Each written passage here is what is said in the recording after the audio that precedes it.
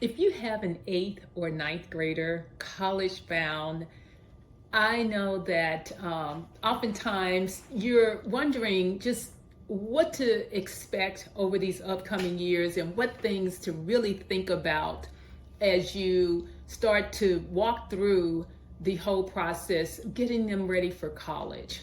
And so I want to share with you three key things to keep in mind as you're supporting your teen with navigating through high school. One of them is going to be their math placement in eighth grade. Secondly, using the summers intentionally. And third, a communication plan in your home. So for the first one, the eighth grade math placement, there's actually some research that's been done that's looked at, where students are placed in eighth grade with their math and how that actually predicts their college readiness and even achievement later after college. And so one of the things that we know for sure is that the class that you want them to be in math-wise in eighth grade will be algebra.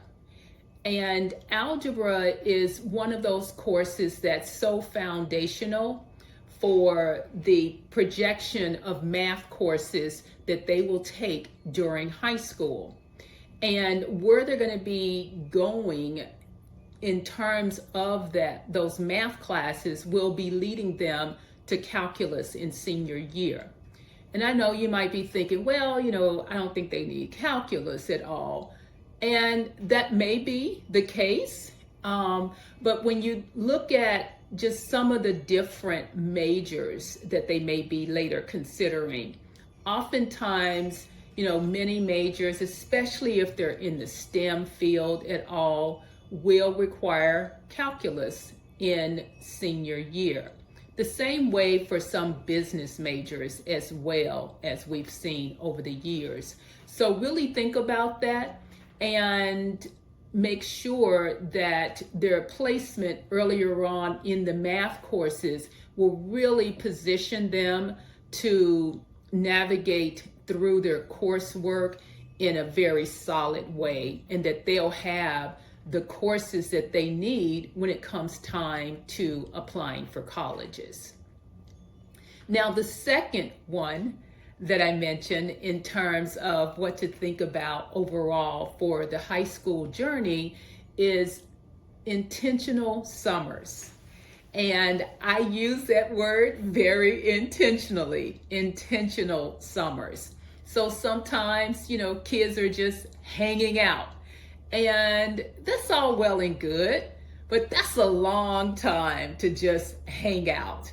And I know if you're a working parent, you may be wondering too, like, what are they doing at home all day? And we know that kids can get into a little bit more trouble as teenagers when they're just home all day during the summer, doing nothing, just hanging out. So I really do encourage, thinking about some type of summer program experience that they can do. It doesn't have to be, 10 weeks of the summer that they're gone. It could be 1 week. Maybe it's 1 week here and then another week, few weeks out.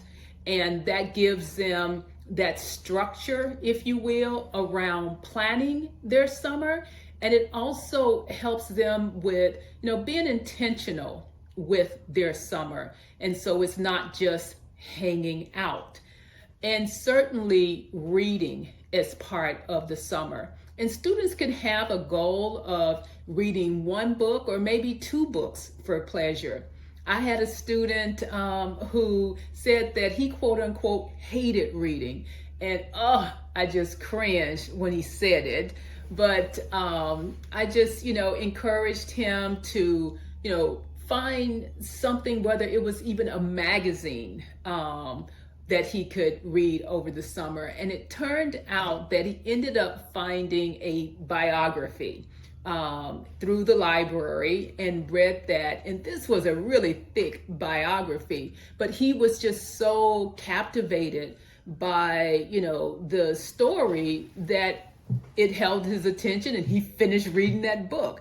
And when I tell you, he was just so proud of himself, and I was proud of him too when he was telling me about the big book that he read over the summer. And it's like, that's great. Just find anything that you enjoy learning about and read it. So reading and some type of program that gives your teen that structure during the summer can really make a difference in it being an intentional summer of learning. The third one is communication.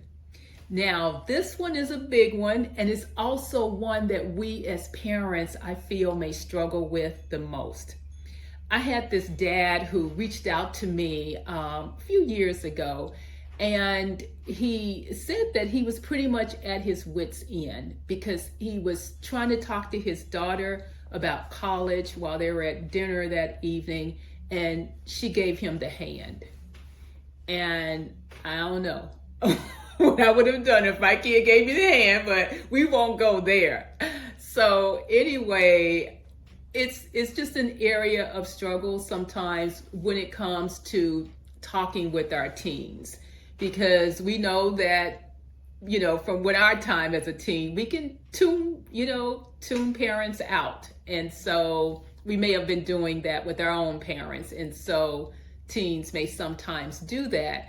And so I encourage you, though, to really have some time where you're actually, talking about finances, or talking about some of those sensitive topics that you may not necessarily feel comfortable with, but still having the conversation anyway.